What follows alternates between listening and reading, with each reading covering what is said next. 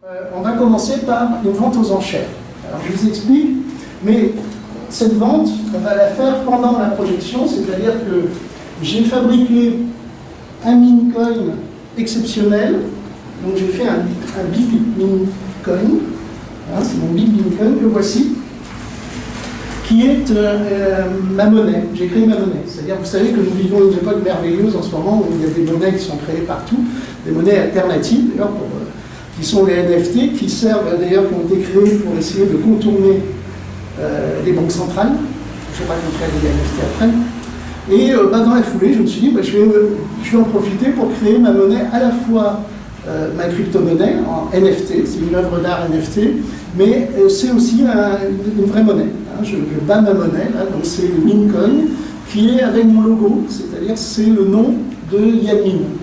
Vous voyez, mime, ça veut dire soleil et lumière. Donc c'est l'idéogramme très ancien, son cadre que j'ai entièrement réalisé en imprimante 3D, est augmenté. Alors, on en parlera après si vous ne connaissez pas déjà toute la technique de financer l'image, mais c'est une espèce de geste symbolique où dans le virtuel des meme coins émergent, ils sont générés en virtuel, en espérant que du coup, je vais me servir, on va voyager. Je vous invite à un petit voyage dans le No Museum. Alors, le voyage complet dans le No Museum, c'est 4 fois 3 heures. Donc on ne va pas partir pour 4 fois 3 heures, je vais essayer d'être le plus rapide possible, le plus bref possible. Je vais essayer de tenir l'enjeu en une demi-heure à peu près. Et ensuite on consacrera du temps aux questions par rapport au sujet que je vais vous décrire et qu'on va aborder. Donc déjà je vous explique le principe du No Museum. Vous pouvez, je m'en sers comme support de cours depuis des années. C'est un monde virtuel, vous voyez, que j'ai créé et qui me sert de support pédagogique. Et donc les étudiants, normalement, vous devriez avoir sur votre ordinateur, vous m'accompagnez dans le monde virtuel, ce monde virtuel que j'ai créé, et vous vous déplacez avec moi dans cet espace. Cet espace a été inspiré par une technique très ancienne qu'on appelle les palais de la mémoire, ou l'ars memorativa. Donc là, vous voyez, je vais passer d'un niveau à l'autre. Alors, comme je suis juste sur un portable et que j'enregistre en même temps les événements, c'est très... je perds un peu de la fluidité, mais c'est pas très grave. On commence et 6 minutes de chaos fait le tour des convives et à chaque table raconte un poème dédié à l'hôte notable qui est présent. Et un serviteur vient le voir et lui dit, il y a 2 personnes qui vous attendent à la sortie. C'est une très belle histoire, je l'adore en fait. Et donc il sort, et là, il tombe nez à nez avec Castor et Pollux. Et au moment où il découvre Castor et Pollux à la sortie, il y a un tremblement de terre, voilà, que je vais simuler comme ça, et je lance des bouquins, mon personnage lance des livres, et le palais s'effondre et écrase tout le monde. Et c'est ainsi que Castor et Pollux payent leur tribut à 6 minutes de chaos. Mais c'est aussi comme ça qu'apparaît la légende de l'ars memorativa ou des palais de la mémoire. Comme tout le monde s'est retrouvé aplati par l'effondrement, les autorités ont demandé à Simonide de Kéos d'identifier les corps. Et Simonide de Kéos, comme il se rappelle le trajet qu'il a fait dans le palais et à qui il a déclamé tel ou tel poème, il va identifier l'ensemble des corps. Et c'est ainsi que naît cette idée qu'en se déplaçant dans un espace, le maître à ses disciples qui le suivent, et en se déplaçant dans un espace, on va enseigner. Voilà. Actuellement, on enseigne comme vous le faites là, actuellement de façon très statique.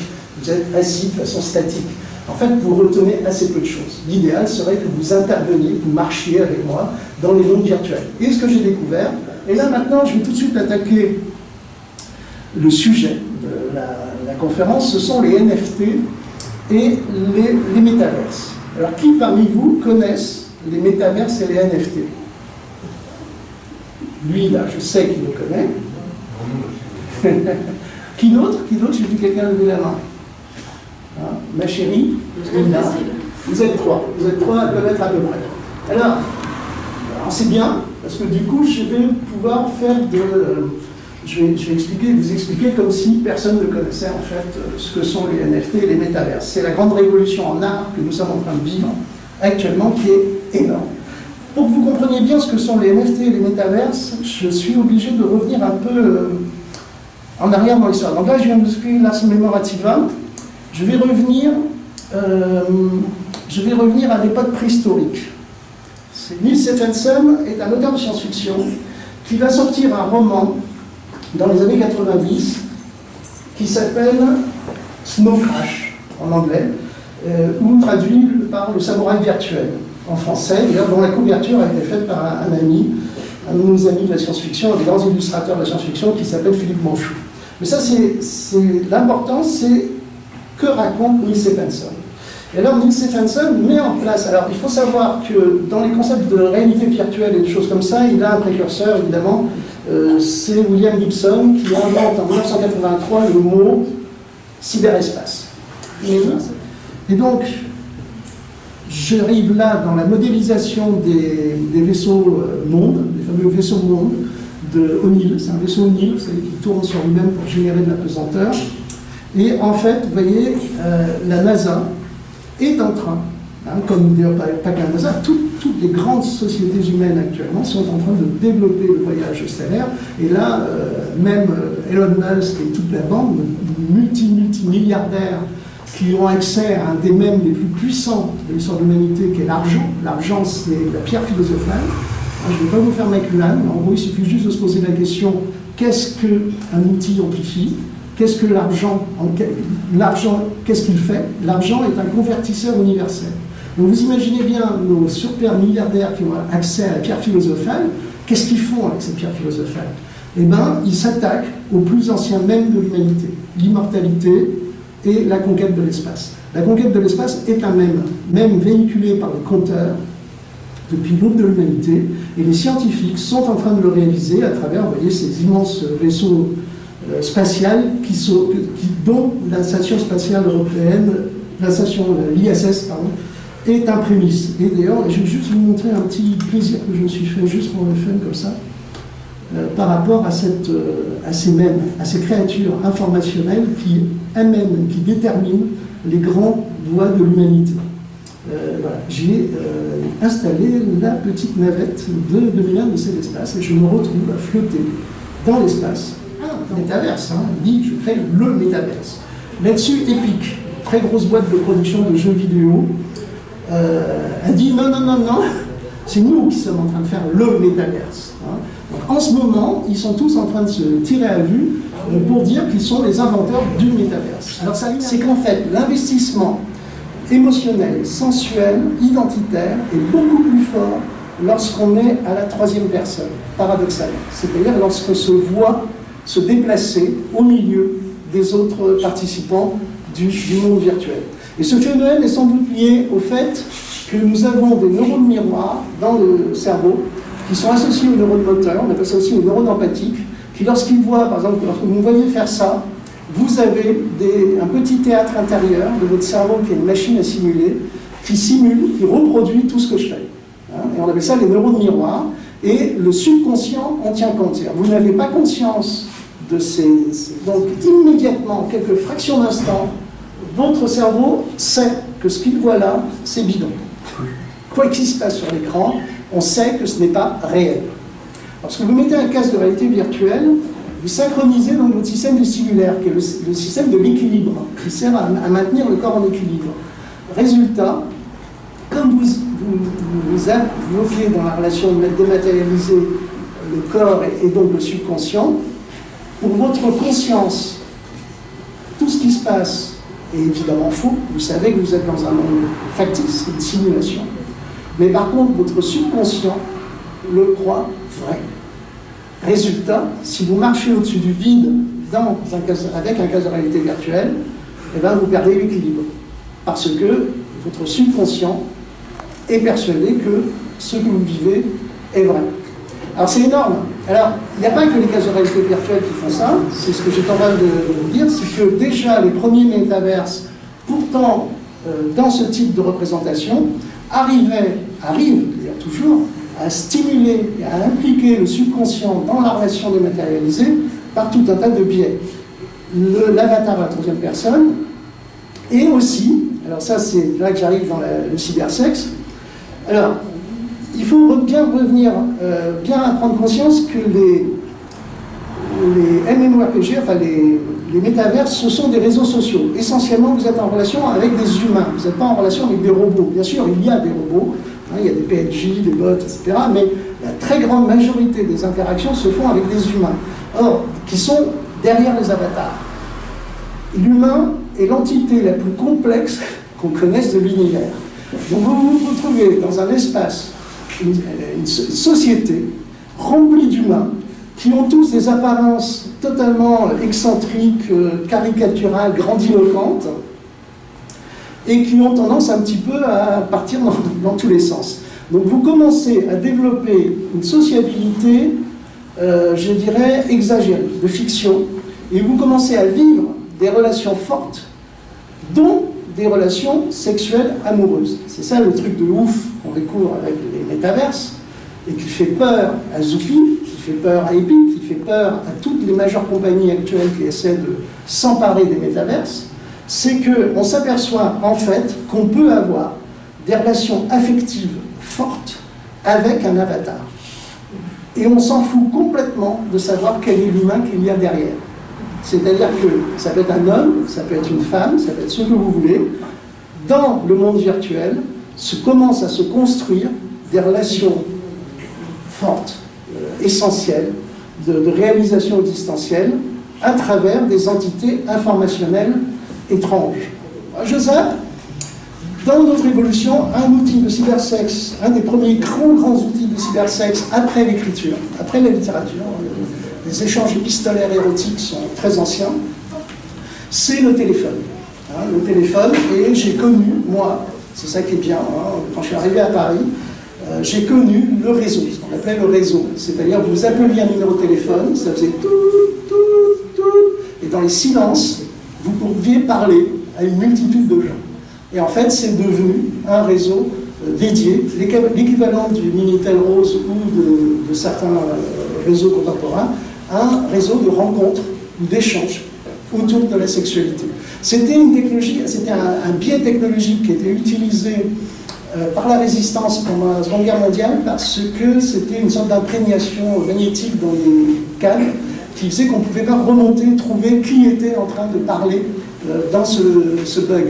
Mais à l'époque, quand j'ai communiqué sur le réseau là-dessus, comment on va dire, un ancien des techniciens des PTT m'a expliqué que c'était eux qui, après, dans les années 80-90, ils faisaient des connexions à l'insu de la redirection. Hein, ils hackaient littéralement le système téléphonique pour faciliter ce réseau sexuel, hein, dédié à la sexualité sur le téléphone.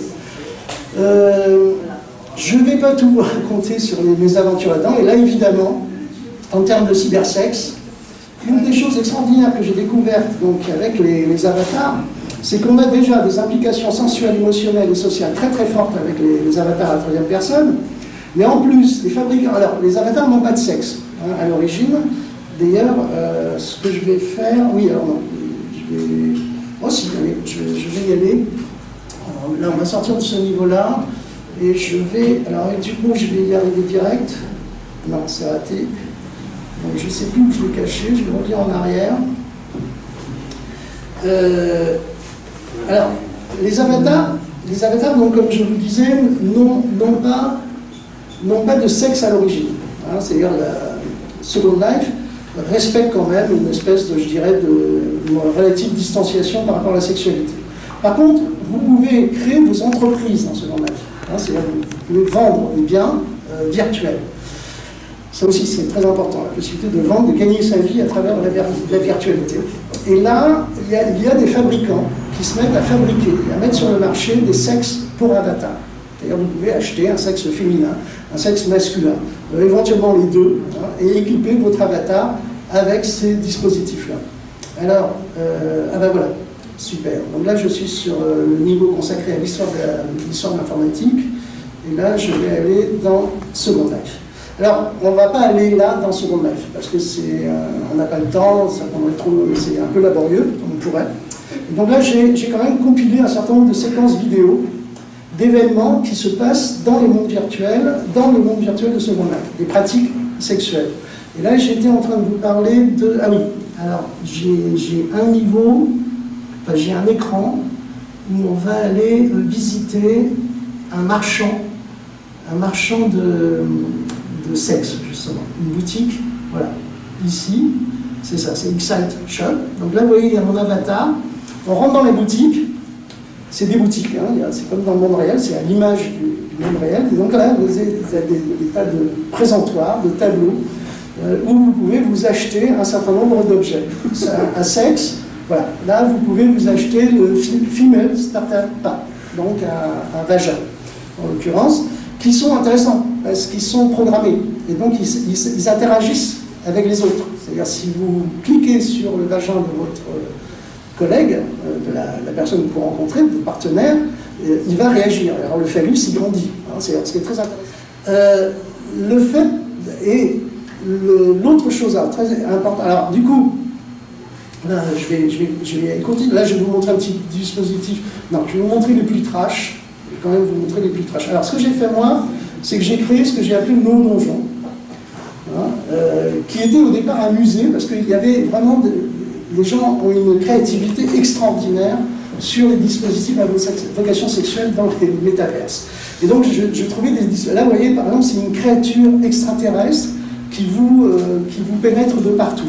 Donc, vous l'achetez, vous allez chez un fabricant, vous achetez la créature, vous l'installez dans votre espace dans le monde virtuel, et là, j'en avais trouvé plein, vous allez en voir peut-être quelques-unes, et ce que je ne savais pas, c'est qu'en fait le problème, ça aussi c'est très malin, dans les métaverses,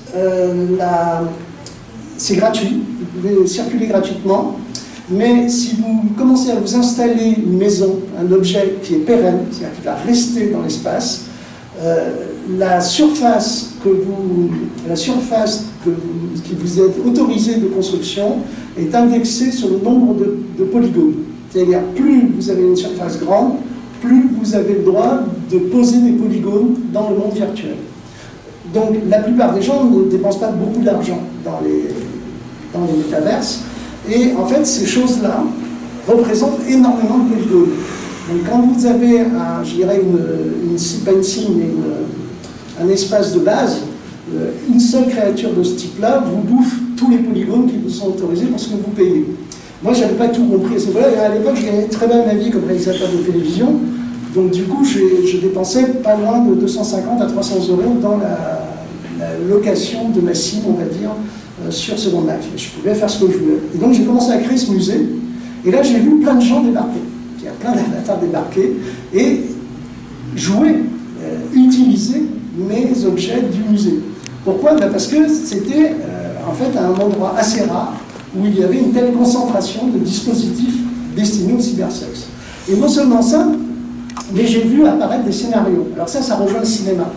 C'est-à-dire qu'en fait, j'ai commencé à l'organiser et à faire des jeux sexuels, à faire des dramatiques, des drames, des histoires, raconter des histoires. Par exemple, l'héroïne, j'avais acheté une... alors, c'est une araignée, c'est-à-dire que vous êtes enchaîné, votre avatar est enchaîné, et vous vous faites violer par une énorme araignée. Bon, elle n'est pas là, mais c'est similaire, c'est ça. Et en fait, j'avais mis en place l'araignée dans un coin du donjon, et puis j'avais mis une table d'accouchement un peu plus loin. Pourquoi?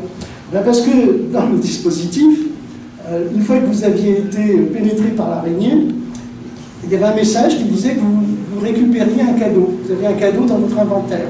Alors vous ouvrez votre inventaire et vous sortez le cadeau pour voir ce que c'est. Et en fait, c'est un bébé araignée. C'est-à-dire que vous êtes enceinte, vous enfantez un bébé araignée. Donc ce qui était drôle, c'est qu'à proximité de là où était l'araignée dans le donjon, il y avait plein de parents indignes qui abandonnaient leur petit bébé araignée dans le donjon. Et j'avais mis en place d'autres dispositifs qui faisaient une continuité narrative par rapport à ce dispositif-là. Et quelques nouvelles couches informationnelles par-dessus ce qui existe déjà. Je dis souvent, l'automobile n'a pas remplacé la marche, l'automobile a amplifié la marche, d'une part physiquement, en conduisant, mais aussi nous permet d'aller marcher près de la mer, d'aller marcher à la montagne, à la campagne. Et elle a généré de nouveaux plaisirs qui n'existaient pas avant, qui était de rouler par exemple à 130 km/h la nuit sur les autoroutes en écoutant de la musique. Eh bien, les métaverses, c'est la même chose, c'est-à-dire qu'ils rajoutent une couche émotionnelle, sensuelle et sociale par-dessus la couche existante. Et c'est tellement puissant que vous avez des millions d'adeptes actuellement, des gens qui partagent leur vie entre la réalité et les mondes virtuels. Donc, pas seulement la pensée, la parole, etc. Et l'immersion est démultipliée. C'est-à-dire que c'est la même chose que le cas de réalité virtuelle. Pour votre conscient, vous vous dites que cette relation n'est pas réelle, mais le subconscient, pour lui, elle est totalement réelle. Et l'autre chose aussi importante à savoir, c'est que quand vous faites l'amour dans Second Life, quand vous pratiquez le cybersexe avec un bot ou un PNJ, ça a sa relative efficacité. Mais lorsque c'est quelqu'un, c'est-à-dire lorsque vous savez que celui ou celle qui est en train de vous stimuler, c'est-à-dire qui est en train d'agir, soit avec une mise en scène d'avatar, soit avec le dispositif de télédiclonique, on appelle ça la télédiclonique, eh bien ça change tout. C'est-à-dire le subconscient rentre dans la boucle ronde. C'est un peu une évidence. Hein. C'est-à-dire que si vous savez que vous êtes en relation avec un humain, la signification des interrelations que vous êtes en train de faire change complètement. À tel point que les relations émotionnelles, affectives, sensuelles et sexuelles dans les métaverses et dans Second Life provoquent des mariages, des séparations dans la vie réelle. C'est-à-dire que ça agit directement sur la vie des utilisateurs. L'autre chose importante qui est revenue à l'instant, c'est aussi le fait d'avoir des interrelations fortes. Oui, l'autre chose importante, c'est qu'il n'y a pas que le sexe. Je rigole, il n'y a pas que le sexe. Une chose étonnante dans Second Life, c'est la quantité incroyable de dispositifs qui ne sont pas dédiés à la sexualité, mais à la tendresse. C'est-à-dire des dispositifs qui permettent aux avatars de danser ensemble, de s'enlacer, de se faire des câlins, comment on va dire, c'est de la tendresse. C'est essentiellement l'expression à travers les jeux d'avatar de tendresse. Et c'est pas anecdotique, c'est une quantité énorme de dispositifs qui sont dédiés à amplifier ou à simuler des actions tendres entre les avatars.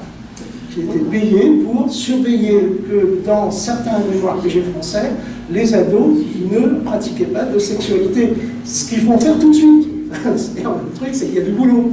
C'est que la première chose que font la plupart des ados, c'est détourner les avatars pour mettre en place, sans même aller chercher des pédophiles, etc. Rien que les ados vont chercher à faire de la sexualité avec les avatars. Et donc les majeures compagnies ne peuvent pas se permettre de faire ça. Surtout à une époque où, vous voyez, comment il s'appelle, Zuckerberg avec Facebook, et dans le collimateur des États, parce que, effectivement, il y a des dérives dans les réseaux sociaux numériques, etc. Et donc les États commencent à s'en mêler, la loi commence à s'en mêler, pour protéger précisément les gens fragiles et les mineurs. Donc, ils virent la sexualité.